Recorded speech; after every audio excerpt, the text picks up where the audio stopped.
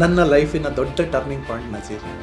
ಮೈಸೂರಿಗೆ ಬಂದಾಗ ನಾನು ಬೆಂಗಳೂರಿಂದ ಬರ್ತಾ ಇದ್ದೆ. ಬರೋ ಅಷ್ಟೊತ್ತಿಗೆ ಬೆಳಗ್ಗೆ ಆಗಿರ್ತಾಯಿತ್ತು, ರಾತ್ರಿ ಹೋಗೋಕ್ಕಾಗ್ತಾ ಇರಲಿಲ್ಲ. ಅವ್ರ ಮನೆಯಿಂದ ಊಟ ತಂದ್ಕೊಡೋರು. ಯಾಕೆ ಇದೆಲ್ಲ ಮಾಡಬೇಕು ಅಂತಂದರೆ ಆ ಋಣಗಳನ್ನು ತೀರಿಸ್ಬೇಕು ಅಂತಷ್ಟೇ. ನಾನು ಮತ್ತು ಮಂಜುನಾಥ್ ನಾವು ಏನೂ ವ್ಯಾಪಾರ ಮಾಡಿಲ್ಲ, ಆದರೆ ಗೌರವ ಕಮ್ಮಿನೇ ಆಗಿಲ್ಲ. ಇದು ಯಾವಾಗ ಸಾಧ್ಯ? ಅವ್ರು ಕೊಟ್ಟಂತಹ ಗೆಸ್ಚರ್ಸ್ ನನ್ನ ಮೇಲೆ ನಾನು ಆ ಋಣವನ್ನು ತೀರಿಸ್ಲಿಕ್ಕೆ ಹೊರಟಿದ್ದೀನಿ, ಅವ್ರಿಗೂ ತೀರಿಸ್ತಾ ಇದ್ದೀನಿ, ಬಾಕಿಯವ್ರಿಗೂ ತೀರ್ಸೋಕೆ ಹೊರಟಿದ್ದೀನಿ ಅಷ್ಟೇ.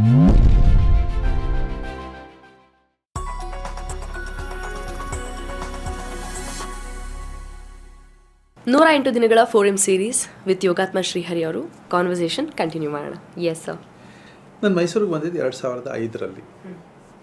ಮೈಸೂರಿಗೆ ಬಂದಾಗ ನನ್ನ ಡೆಲ್ಲಿಯ ಒಬ್ಬರು ಸ್ನೇಹಿತರು ಕೃಷ್ಣ ಪ್ರಸಾದ್ ಅಂತ, ಐ ಥಿಂಕ್ ಅವ್ರ ಬಗ್ಗೆ ಹೇಳಿದ್ದೀನಿ ಅರ್ಲಿಯರ್. ಅವರು ನನಗೆ ಜಾಗವನ್ನು ಕೊಟ್ಟು ಸ್ವಾಮೀಜಿ ಅಂತ ಹೇಳೋರು.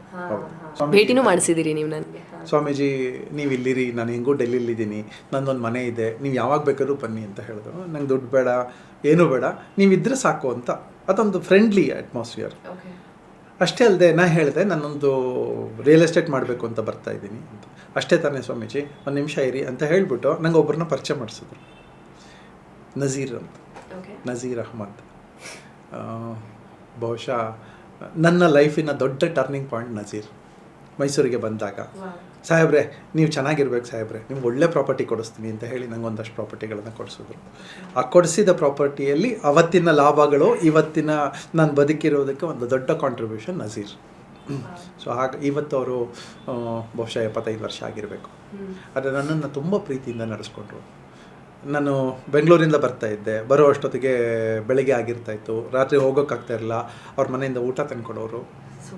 ಸೊ ಇದು ಚೈನ್ ಆಫ್ ಕಂಟಿನ್ಯೂಟಿ ಅಂತ.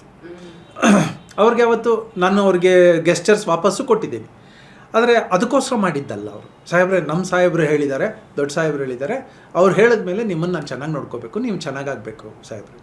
ನಾನು ಅವಾಗ ಇನ್ನೂ ಬೆಳವಣಿಗೆ ಆಗಿರಲಿಲ್ಲ. ನಾವೆಲ್ಲ ಒಂದು ಹೆಜ್ಜೆ, ಆವಾಗ ಬಿಸ್ನೆಸ್ಸಲ್ಲಿ ಒಂದು ಹೆಜ್ಜೆ ಇಡ್ತಾ ಇದ್ದವರು. ಯಾಕೆ ಇದೆಲ್ಲ ಮಾಡಬೇಕು ಅಂತಂದರೆ ಆ ಋಣಗಳನ್ನು ತೀರಿಸ್ಬೇಕು ಅಂತಷ್ಟೇ. ಅಲ್ಲಿ ಬಂದಾಗ ನನ್ನ ಸ್ನೇಹಿತರೊಬ್ಬರು ಮಂಜುನಾಥ್ ಅಂತ. ಮಂಜುನಾಥ್ ಅವರು ನಂಗೆ ರಾತ್ರಿ ಆದ್ರೂ ಕೂಡ, ಅವ್ರ ಮನೆ ಹತ್ರನೇ ಇತ್ತು, ನಂಗೆ ರಾತ್ರಿ ಆದರೆ ಅವ್ರು ಬಂದು ನನಗೆ ಊಟ ತಿಂಡಿ ವ್ಯವಸ್ಥೆ ಮಾಡಿಕೊಟ್ಟು, ನೀರಿದೆಯಾ ಎಲ್ಲ ಕೇಳಿ ವಾಪಸ್ ಹೋಗಿ ಅವ್ರ ಮನೆಗೆ ಹೋಗೋರು. ಅವರೊಬ್ಬ ಫಾರ್ಮಸಿಸ್ಟ್, ಇವತ್ತು ಅವ್ರು ರಿಟೈರ್ ಆಗಿದ್ದಾರೆ. ಆದರೆ ಇವತ್ತಿಗೂ ಆ ಗೌರವ ನನಗೆ ಅವ್ರ ಮೇಲೆ ಕಮ್ಮಿ ಆಗಿಲ್ಲ, ಅವ್ರಿಗೆ ನನ್ನ ಮೇಲೆ ಕಮ್ಮಿ ಆಗಿಲ್ಲ. ನಾವಿಬ್ಬರು ಒಂದೇ ಒಂದು ವ್ಯಾಪಾರನೂ ಮಾಡಿಲ್ಲ. ನಾನು ಮತ್ತು ಕೃಷ್ಣ ಪ್ರಸಾದ್, ನಾನು ಮತ್ತು ಮಂಜುನಾಥ್ ನಾವು ಏನೂ ವ್ಯಾಪಾರ ಮಾಡಿಲ್ಲ, ಆದರೆ ಗೌರವ ಕಮ್ಮಿನೇ ಆಗಿಲ್ಲ. ಇದು ಯಾವಾಗ ಸಾಧ್ಯ? ಗೆಸ್ಚರ್ಸು, ಗೌರವಗಳು ಒಬ್ಬರನ್ನ ಸಂಪಾದನೆ ಮಾಡೋದು ತುಂಬ ಈಸಿ. ವಿಸಿಟಿಂಗ್ ಕಾರ್ಡ್ ಇಟ್ಕೊಂಡ್ರೆ ಸಂಪಾದನೆ ಅಲ್ಲ. ಆ ವಿಸಿಟಿಂಗ್ ಕಾರ್ಡ್ ಆದಮೇಲೆ ಆ ಸಂಬಂಧಗಳನ್ನು ಹೇಗೆ ರಿಲೇಷನ್ಶಿಪ್ ಮೇಂಟೈನ್ ಮಾಡ್ತೀವಿ, ಹೇಗೆ ನರ್ಚರ್ ಮಾಡ್ತೀವಿ ಅದನ್ನ ಅಂತ. ನರಿಶ್ ಮಾಡಬೇಕು. ಒಂದು ಗಿಡ ಹಾಕಿದ್ದೀವಿ, ಆ ಗಿಡ ಬೆಳಿಬೇಕು ಅಂತಂದರೆ ಅದಕ್ಕೆ ಗೊಬ್ಬರ ಬೇಕು, ನೀರು ಬೇಕು, ಪೋಷಣೆ ಬೇಕು, ಅದಕ್ಕೊಂದು ಸ್ವಲ್ಪ ಪ್ರೀತಿ ಬೇಕು. ಅದೇ ರೀತಿ ಪ್ರತಿ ಸಂಬಂಧಗಳು ಪ್ರೀತಿಯಲ್ಲೇ ಬರೋದು, ವಿಶ್ವಾಸದಲ್ಲೇ ಬರೋದು, ಒಂದು ಒಳ್ಳೆ ಗೆಸ್ಚರ್ಸಲ್ಲೇ ಬರೋದು. ಅವ್ರು ಕೊಟ್ಟಂತಹ ಗೆಸ್ಚರ್ಸ್ ನನ್ನ ಮೇಲೆ ನಾನು ಆ ಋಣವನ್ನು ತೀರಿಸ್ಲಿಕ್ಕೆ ಹೊರಟಿದ್ದೀನಿ, ಅವ್ರಿಗೂ ತೀರಿಸ್ತಾ ಇದ್ದೀನಿ, ಬಾಕಿಯವ್ರಿಗೂ ತೀರ್ಸೋಕೆ ಹೊರಟಿದ್ದೀನಿ ಅಷ್ಟೇ. ಒಂದು ಮಾತಿದೆ, ಬೆಳೆದುವೇನೋ ನಡೆದು ಬಂದ ಹಾದಿನ ಮರಿಬೇಡ, ಹತ್ತಿದ ಏಣಿನ ಒದಿಬೇಡ ಅಂತೆಲ್ಲ ಹೇಳ್ತಾರೆ. ಸೊ ನೀವು ನಿಮ್ಮ ಇನಿಷಿಯಲ್ ಡೇಸಲ್ಲಿ ಯಾರೆಲ್ಲ ನಿಮಗೆ ಸಹಾಯ ಮಾಡಿದ್ರೋ ಅವರಿಗೆ ಗ್ರ್ಯಾಟಿಟ್ಯೂಡ್ ತೋರಿಸೋದಾಗಲಿ, ಅವ್ರನ್ನ ನೆನಪಿಸ್ಕೊಂಡು ಆ ಚೈನ್ನ ಮುಂದುವರ್ಸೋದಾಗಲಿ ನೀವು ನಿರಂತರವಾಗಿ ಮಾಡ್ತಾ ಇದ್ದೀರಿ. ಮಾಡಿದ್ರೆ ನನ್ನ ಬದುಕಿನ ಪರ್ಪಸ್ ಕಂಪ್ಲೀಟ್ ಆಗುತ್ತೆ. ಋಣಮುಕ್ತ ಆಗಬೇಕು ಅಂತ ನನಗೆ. ಆ ಋಣಮುಕ್ತತೆಯಲ್ಲಿ ಇದು ಒಂದು ಗ್ರ್ಯಾಟಿಟ್ಯೂಡ್ ಹೇಳ್ತಾ ಬರಬೇಕು. ಒಳಗಿರುತ್ತೆ, ಮನಸ್ಫೂರ್ತಿಯಾಗಿ ಹೇಳಬೇಕು, ಅವ್ರ ಮನೆ ಚೆನ್ನಾಗಿರಲಿ ಅಂತ ಹೇಳಬೇಕು. ಇಷ್ಟು ಬ್ಯೂಟಿಫುಲ್. 4Mನ ಪರ್ಪಸ್ ಏನಂತಂದರೆ, 3Mಲ್ಲಿ ನಾವು ಸಾಧಾರಣವಾಗಿ ನಡ್ಕೋತೀವಿ, ನೆನಪಿಟ್ಕೊಳ್ಳಲ್ಲ, ಅವ್ರು ಯಾರೋ ಗೊತ್ತೇ ಇರೋಲ್ಲ, ಏಣಿಯನ್ನು ಒದ್ದುಬಿಡ್ತೀವಿ, ಅವಲೋಕನ ಮಾಡಲ್ಲ, ಥ್ಯಾಂಕ್ಸ್ ಹೇಳಲ್ಲ, ಗ್ರ್ಯಾಟಿಟ್ಯೂಡ್ ಇಲ್ಲ. 4Mಲ್ಲಿ ಇವೆಲ್ಲವೂ ಉಂಟು ಅಂತ.